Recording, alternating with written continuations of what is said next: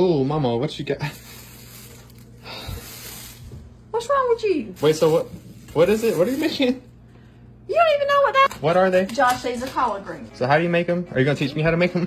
Well, yeah, it's not that hard to do, Josh. You just put them in the pot. And what what else though?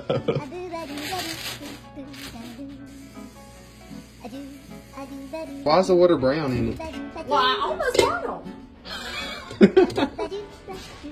All right, I'm gonna add some clean water so it don't taste burnt, okay? Okay, now what? What's the next step? We're gonna add a scoop of sugar. And what's the vinegar for? We're trying to cut the bitterness of the collards. Yeah, right.